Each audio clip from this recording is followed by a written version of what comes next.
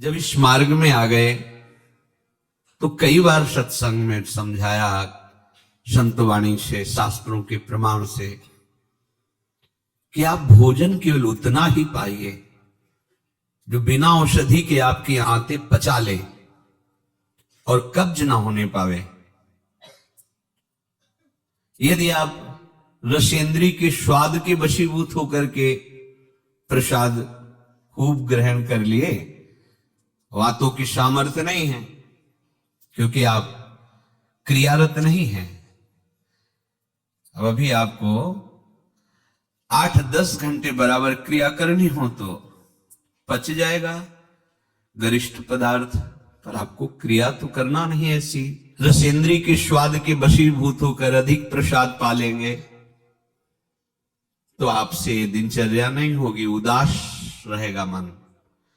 कब्ज होने पर भजन में रुचि नहीं रहती, कब्ज होने पर प्रमाद स्थिति रहती है। इसलिए साधक किसी औषधि से कब्ज निवारण का उपाय नहीं है, ये बहुत सावधानी की जरूरत है। ये बिल्कुल सहज सरल बात आपको बता रहे हैं। यदि कब्ज रहित होना है तो प्रातः काल उठ करके सबसे पहले भगवद स्मरण, गुरुदेव को प्रणाम, वृंदावन को प्रणाम, संतों का स्मरण, फिर पानी को गर्म कीजिए। आधा लीटर, पौन लीटर, 1 लीटर, 1.25 लीटर, जितनी तुम्हारी पीने की सामर्थ्य है। रुचि नहीं कह रहे, पी सकते हो। ऐसा गर्म नहीं, चाय जैसा, हल्का गर्म करके और वज्रासन में बैठ करके आराम आराम से पीजिए। 15 मिनट वज्रासन में बैठकर धीरे धीरे पीजिए।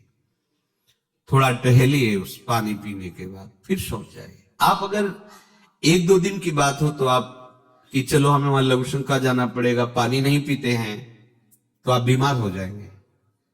आंतों को जरूरत है मल रहित होने की।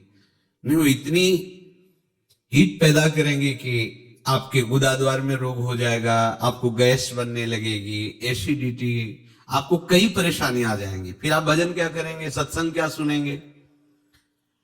साधु की, उपासक की, साधक की एक दिनचर्या होती है। ऐसा नहीं होता कि मनमानी आचरण। आपकी दिनचर्या सही नहीं तो आपका भजन कहां से सही होगा? आपका जब पेट साफ रहेगा तो आप आराम से प्रसन्न मुद्रा में भजन कर सकते हैं। आपकी आंतों की सामर्थ्य समोसा, चटनी और ये मूंग का हलवा, ये विविध प्रकार के पदार्थ पचाने की नहीं है।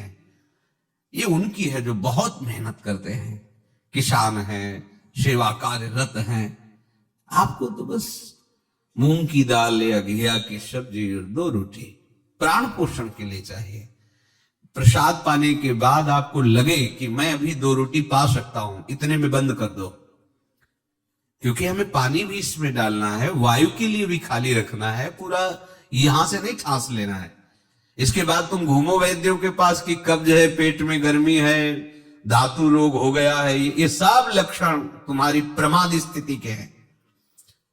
मनमानी आचरण। भागवतिक सत्संग के साथ साथ आपकी शारीरिक दिनचर्या के भी सत्संग हुए हैं। ऐसा नहीं कि ऐसी बात पहली बार बता रहे हैं। कब्ज रहेगा तो स्वाभाविक वीर्यपात हो जाएगा। आप गलती के आचरण करेंगे तो नस नाड़ियां इतनी शिथिल हो जाएंगी कि बिना किसी प्रयास के वीर्यपात हो जाएगा। नाना प्रकार की मन की जो वृत्तियां हैं उनको रोकने के लिए पहले हमें थोड़ा शरीर को स्वस्थ रखना है। स्वस्थ रखने का मतलब चर्बी बढ़ाना नहीं है। हल्का भोजन, साधक हो आप, प्रभु के भोग में सब कुछ बन रहा है, वो पा रहे हैं, उनकी महिमा है। हम इतना ले लेते हैं, प्रसाद भी हो गया, अपना जीवन यापन करते हुए भजन कर रहे हैं। कम भोजन, बिल्कुल कम नहीं, पर कम भोजन, ये हमारी आध्यात्मिक शक्ति को बढ़ाता है। अधिक भोजन, सात्विक हो तो भी तमोगुण बन जाता है। दूध सात्विक है, आप थोड़ा लेंगे, सतोगुण प्रकट करेगा, और आप अधिक मात्रा में ले लेंगे, वही सतोगुण बढ़ाने वाला तमोगुण बढ़ा देगा, प्रमाद स्थिति ला देगा। पेट साफ नहीं हुआ और डालते चले जा रहे हो तो क्या होगा? हाथों में वो जलन, ताप ऐसा पैदा होगा कि प्लास्टिक की तरह कड़ा हो जाएगा मल, और वही आपके फिर गुदाद्वार रोग और भी कई तरह के रोग। आप समझते नहीं। अरे भजन करने के लिए हमें जो अध्यात्म में चलना है, हमारी ये शरीर रूपी गाड़ी स्वस्थ होनी चाहिए। प्रारब्धवशात अचानक कोई भयानक रोग आता है, वो हमें प्रभु सामर्थ्य देते हैं, नाम भगवान सामर्थ्य देते हैं, हम जिनका जप कर रहे हैं। लेकिन हम प्रमाद स्थिति में, तुम इनको पदार्थों को अच्छा समझते हो क्या? प्राण पोषण के लिए केवल जरूरत है, और ऐसा मत समझे कि अच्छे पदार्थ खा, काहे को तुम मन के चक्कर में फंस रहे हो? संयम से चलो। पेट नहीं साफ हुआ, भोजन नहीं पाना मत। खीरा ले लिया, मूली ले ली, काम चला ले, एक बार दोपहर में पा ले 2 खीरा 2 मूली, बस शांत। प्राण पोषण के लिए हो गया, अपने आप साफ हो जाएगा। सुबह जब पानी पियोगे एकदम साफ हो जाएगा। नहीं, भजन कहाँ है? कहाँ है वो वृत्ति जिससे हमें श्यामा श्याम के सुख वाला बनना है? बस यही दुख में घूमते रहो। फिर शाम के बना, दोपहर के बना, सुबह बना, फिर भी तृप्ति नहीं होगी। मान लो मेरी बात, ये माया की चाल है। साधु अपने शरीर पर शासन करता है, इंद्रियों पर शासन करता है। शरीर को जितनी आवश्यकता बस उतना कठोर बनो। इस बात के लिए, अपने लिए कठोर बनो, दूसरे के पवाने के लिए नहीं। दूसरा तो भगवत स्वरूप मान। अपने लिए, हर साधक अपने लिए शासन रखे। पहले से देख लो, एक दिन पा के देख लो, मेरा 4 रोटी से काम चल जाएगा, बाल भोग की जरूरत नहीं। मत पाओ। जब आपका पेट साफ नहीं तो बाल भोग रुकेगा नहीं, राजभोग रुकेगा नहीं, क्योंकि बर्बाद ना हो जाए ना, वो शयन भोग रुकेगा नहीं। और वो फूलता चला जा रहा है, क्रम से मल की परत पे परत जमती चली जा रही। आप इनको समझिए।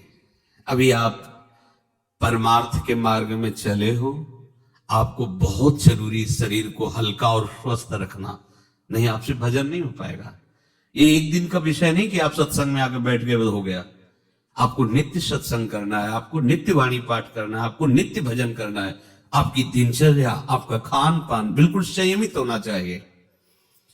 देखो, यदि आप गंदी बातें करोगे, गंदी हरकतें करोगे, तो विश्व में कोई ऐसा वैद्य नहीं कि आपको ब्रह्मचारी दवा से बना दे। मान लीजिए, हमारी प्रार्थना मान लीजिए, यदि आपने अंगों को छेड़ा नहीं है तो लिख लो, आपका ब्रह्मचर्य क्षीण नहीं हो सकता। मानसिक चिंतन गंदा, प्रक्रियाएं आपकी गंदी, खान पान आपका ठीक नहीं, तो एक रोक के आप देखते जाना, आपको भजन में रुचि क्या, शरीर को नहीं संभाल पाओगे। मान जाओ मेरी बात। 24 घंटे में प्राण पोषण के लिए 2-4 रोटी काफी है। अरे संतों ने तो कई कई दिन भोजन नहीं मिला है, भजन एक तार चला है। आप भजन के लिए आए, भोजन भट्ट हो क्या? भाई भोजन के लिए थोड़ी आप आए हो, भजन के लिए। सृष्टि में किसी भी पदार्थ की कमी नहीं, माया रचित है, वो वैसे बढ़ते चले जाएंगे। अपने को एक सीमा रखनी खान पान की। एक नए साधक को देखा कि भोजन पाने के समय एक रस्सी में गांठ बांधे हुए थे, इधर और इधर, और जब उसी गांठ से गांठ ऐसे फिट करके बांध लिया भोजन पाने के पहले। बस जहां पाए तो रस्सी टाइट, जहां रस्सी टाइट हुई तो बस छोड़ दिया, भोजन में ही छोड़ दिया ऐसे। फिर कोई कितना भी प्रयास करो नहीं पाते थे। ये बाहर है, आंतरिक जितेंद्रियता की बात नहीं, इसकी जरूरत नहीं रस्सी की पेट में बांधने की, पर अच्छा लगा। प्रारंभिक स्थिति में ठीक है कि हाँ जहां टाइट होगा तुमको मतलब बंद कर देंगे, तो उससे पहले ही देख लो कि हमें इतना पाना। ये जहर है और ये जीवन है, दोनों बात समझो। अधिक पौष्टिक पदार्थ आपको ब्रह्मचर्य नहीं रहने देगा। अधिक पौष्टिक पदार्थ आपकी आंतें खराब हो जाएंगी, पच नहीं पाएगा, क्योंकि आपसे सेवा नहीं होती। अगर 8-10 घंटे पसीना वाली सेवा हो कि फावड़ा चल रहा है, आप हल जोत रहे हैं, बड़ी मेहनत कर रहे हैं, दौड़ भाग हो रही, चलता रहेगा, आप पाइए पच जाएगा। अब आपको सेवाएं है नहीं हो, आप मनमानी रसेंद्री की तृप्ति के लिए, ये शरीर तो पांच भौतिक ही है ना। उचित आहार कितनी बार समझाएं। जैसे भोजन आवश्यक है वैसे ही जल आवश्यक है, उतना वायु। ये पेट बना हुआ एक थैली है, तुम नहीं हो पेट, तुम नहीं हो रसेंद्री, तुम नहीं हो भोक्ता। काहे को मूर्खतावश ये जो शरीर रूपी गाड़ी मिली इसको नष्ट कर रहे हो और अपनी यात्रा को रोक रहे हो। इसका एक सिद्धांत है, एक हिस्सा अन्न, एक हिस्सा पानी और आधा हिस्सा वायु के लिए रहने दीजिए। ऐसे रखा जाता है, तभी आप देखना ऊर्जा शक्ति आपकी बढ़ेगी, भजन की वृत्ति बनेगी आपकी। अब यहां चारों हिस्सा में अन्न भरा हुआ है और ऊपर से पानी, रुचि नहीं है पीने की, क्योंकि अंदर ऐसा जहर बनता चला जा रहा है। जल जब जाता है तो लघुशंका के द्वारा बहुत से ऐसे पदार्थ है जो हमारे शरीर को हानि करने वाले, उनको निकालता है जल। मल की आंतों में जाकर मलाशय में वो मल को गीला करके निकालने की चेष्टा करता है। अब हम भजन को तो देख नहीं रहे हो, भोजन को देख रहे हैं। इस समय ये प्रार्थना मान लीजिए, आपका जीवन स्वस्थ होना चाहिए। अचानक कोई असाध्य रोग आता है तो भगवान सामर्थ्य देते हैं, पर आप खुद अपना नाश कर रहे हैं। अधिक भोजन करने वाला, स्थूल प्राण वाला, चंचल मन वाला कभी भजन में नहीं रुचि हो सकती। सूक्ष्म भोजन वाला, सूक्ष्म प्राण वाला, सूक्ष्म मन वाला भजन करता है। मान लीजिए आप लोग पता नहीं इतने भोजन के पीछे क्यों पड़े हैं। आपके पेट में कब्ज 2 दिन उपवास रहे, नहीं पाना है भाई, नहीं जगह है, पानी पानी अपने आप साफ हो जाएगा। नहीं, भोजन तीनों टाइम डालना है। ऐसी कोई औषधि बनी है क्या कि आप कुपथ्य करते रहो, मनमानी आचरण करते रहो, आप ठीक हो जाओ? अगर बाई चांस किसी को ऐसा कब्ज है तो बताया है आपको, इस वर्षों सेवन की हुई औषधि, जब कभी ऐसा लगा तो छोटी हर 1 चम्मच और 1 चम्मच इसबगोल की भूसी उसमें मिला लीजिए। शाम के 200 ग्राम 250 ग्राम गुनगुना दूध से ले लीजिए। ये ऐसी है कि आपको बार बार परेशान नहीं करेगी, पर ये धीरे से आपके कब्ज को, क्रम को नष्ट कर देगी। जो अंदर बना हुआ कब्ज है वो धीरे धीरे कई दिनों तक बराबर लेते रहिए। पकवान, गरिष्ठ पदार्थ ये उपासक के लिए वैसे ही अनुकूल नहीं, भले कब्ज ना होती तो भी अनुकूल नहीं। आप मूंग का हलवा पाएंगे, आप बादाम पिस्ता पड़े हुए पदार्थ पाएंगे, आप भजन करेंगे। कैसे, मतलब क्या केवल रसेंद्री की तृप्ति ही हमारा उद्देश्य है क्या? कैसे तुम्हें ये बात अच्छी लगती है कि हमें पदार्थ भरपेट पाने? अरे हमें भरपेट भजन करना है। अब वो देखने को नहीं मिलती वो बात जो पुराने साधकों में एक जलन होती है, एक ताप होता है भगवत प्राप्ति के लिए। हर समय भजन के लिए व्याकुल रहता है, उपाय करता रहता है, नई नई युक्तियां सोचता है भजन के लिए। और हम नई नई युक्तियां सोचते हैं भोजन के लिए। आज ये कब तक खाते रहोगे? शरीर को कब तक पोषित करते रहे? मरेगा, नष्ट होगा। जिस काम के लिए है वो काम बना लो। ये तुम्हारा शरीर नहीं है, तुम शरीर नहीं हो, ये नष्ट होगा, मान लीजिए। आप यदि गलत क्रिया नहीं कर रहे हैं और आपका पेट साफ है तो विश्वास मानो, ये ब्रह्मचर्य वो चीज नहीं कि स्वाभाविक नष्ट होती जाए। जिनको ये है कि होती है, तो यदि 8 दिन में आपने नष्ट किया है और अब आप रोकना चाहते हैं तो वर्षों आप नहीं रोक सकते। वो 8 दिन 10 दिन के अंतर्गत नष्ट होगा, स्वाभाविक नष्ट होगा। अगर आप छेड़ेंगे नहीं तो धीरे धीरे अंतराय बनता चला जाएगा, एक दिन आप ब्रह्मचारी हो जाएंगे। अगर आप कोई ऐसी गलत क्रिया करते हैं, गलत आहार करते हैं, तो ही ऐसा है। नहीं, ये कोई ऐसी नहीं कि स्वाभाविक प्रवाहित होता रहे, ऐसा नहीं। ये आपकी गलती का परिणाम है। आपने बहुत ही गलत कार्य किए, अपने ऊपर गलत किया, इसीलिए आपकी ये दुर्दशा है कि आपकी धातु जाते। ये धातु रुक जाते किनको होते हैं? विषयी पुरुष को, पामरों को, जो नीच प्रकृति से नीच क्रियाएं करते हैं। ऐसे ये धातु कोई ऐसी चीज थोड़ी कि स्वाभाविक निकल जाती है, ऐसा नहीं है। एक मनोवाह नाड़ी है अंदर। भीष्म पितामह जी परम ब्रह्मचारी है, वर्णन करते हैं। अगर उसको ताप नहीं पहुंचा मनोवाह नाड़ी को तो वीरपात हो ही नहीं सकता। ये तभी पात होता है जब उसका ताप की 2 प्रक्रियाएं, पहला चिंतन, दूसरी क्रिया। अगर आपने कामाशक्त होकर चिंतन किया तो कामाग्नि मनोवाह नाड़ी को ताप से युक्त कर देगी। अब वो क्रिया हो ना हो वो आपका नष्ट हो जाएगा। आपने कोई क्रिया की तो नष्ट हो जाएगा, ये कोई सवाल ही नहीं उठता। ये नई नई अवस्था के बच्चे धातु रोग से ग्रसित हो रहे हैं, कमर दर्द कर रही है, आंखों में कम दिखने लगा है, ये परेशानियां वो परेशानियां। इसका कारण आप हैं। आप देखिए ना, इस विषय पर कोई चर्चा नहीं करना चाहता, न सुनना चाहता है। केवल पशुवत आचरण के लिए छूट मिल जाए बस, सावधान रहिए। ये जीवन खिलवाड़ नहीं, चाहे आप गृहस्थ हो चाहे विरक्त हो। ये जो ब्रह्मचर्य है ये आपको अच्छा गृहस्थ बनाएगा, ये ब्रह्मचर्य आपको अच्छा उपासक बनाएगा। अगर आप इसको यूं ही छीड़ करते रहे, चाहे गृहस्थ हो या विरक्त हो, तो आप किसी काम के नहीं रह जाएंगे। ध्यान रखना, किसी काम के नहीं रहे। कुछ दिनों के बाद आपके शरीर में जगह जगह पीड़ाएं होने लगेंगी, चिंतन आपका सामर्थ्यशाली नहीं रह जाएगा, स्मृति शक्ति आपकी लोप होने लगेगी, और जिसे आज की भाषा में डिप्रेशन कहते हैं उसके शिकार हो जाओगे। देख लेना, आप देख लेना, मान लेना। ब्रह्मचर्य ऐसी सामर्थ्यशाली, एक बार श्लोक बोलो कंठस्थ हो जाएगा। अगर शरीर स्वस्थ है, कोई अन्य औषधियां या अन्य इस तरह के विकारात्मक पदार्थ अंदर नहीं जाते, और ब्रह्मचारी तो एक बार पूरी बात बोल लो, चाहे जब सुन लेना हो जीवन में सुनाई दे देगी। आपको स्मृति नहीं, प्रभु की स्मृति नहीं, आपको अपनी दिनचर्या की स्मृति नहीं। साधक का दर्शन मात्र सुख प्रदान करता है। कैसा आपका कैसा स्वरूप होता जा रहा है, कैसी आपकी भावना बनती जा रही, कैसी आपकी दिनचर्या होती जा रही, कभी लौट कर देखो ना अपने जीवन में। सबसे प्रार्थना है, केवल प्राण पोषण के लिए ही भोजन है, स्वाद के लिए नहीं है। ये इंद्रियों के विषयों में मत फंसो। कुछ दिन तो आप ऐसा करके देखो। अब ऐसा भी नहीं कि हट करके आप शरीर को नष्ट करने वाला चेष्टा शुरू कर दो, भाई आधी रोटी पाएंगे या ऐसा नहीं, तो कई दिन चलेगा। युक्ताहार विहार से उचित भोजन करो। कई बार कहा है, शरीर को यदि कमजोरी महसूस हो रही तो दूध ले लिया, नहीं महसूस हो रही तो हाथ जोड़ दिया। नहीं आवश्यकता नहीं, जब होगी तो ले लेंगे, घर ही तो है ना।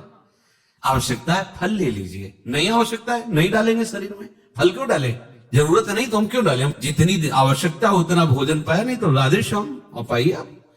हमारा एक बार से काम चल जाता, भोजन से नहीं पाना 3 बार, बाल भोग राज भोगी सब, क्यों आप इस पे परेशान हो रहे।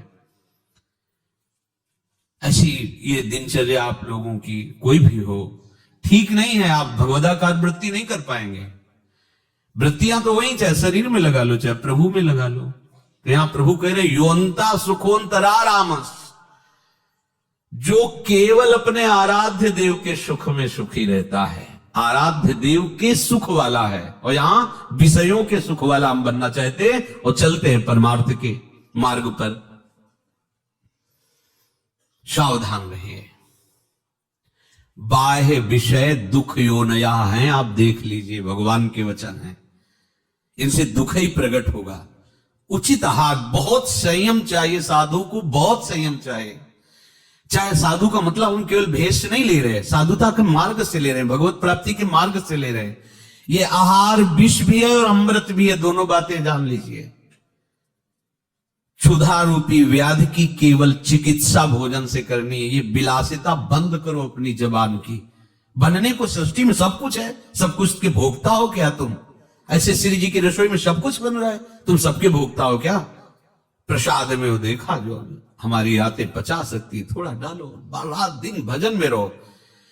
जो अधिक भोजन करने वाला है वो मानसिक निरंतर नाम जप नहीं कर सकता, पक्का नहीं कर सकता।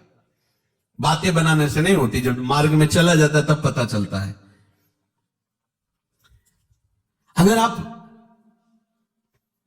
अभी सावधान नहीं हुए तो आगे चलकर आपका शरीर और गिरेगा अवस्थागत, और भी रोग आ सकते हैं।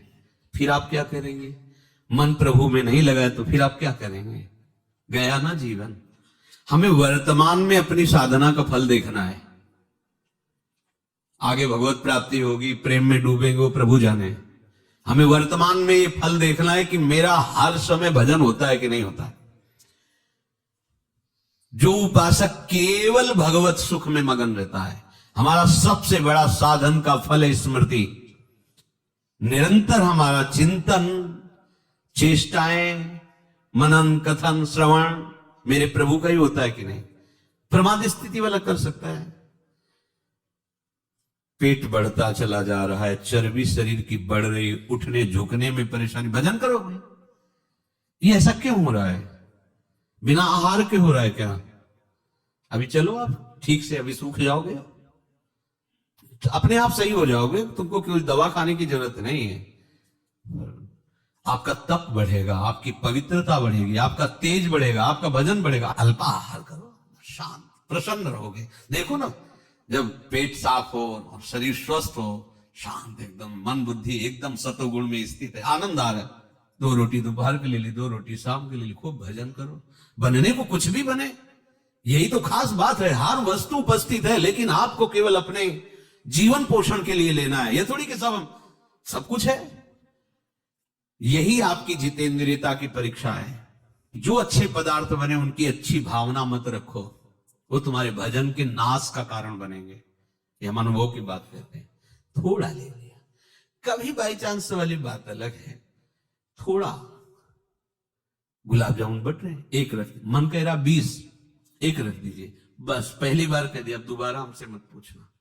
कोई पदार्थ थोड़ा रख लिया, आप ये बात को समझो। ये प्रवचन में कहने की बातें नहीं, पर इसलिए समझा रहे कि जैसे घर के सदस्यों को सब, तो ऐसे हम आपको बता रहे, घर के सदस्य जैसे, ये बहुत आवश्यक है।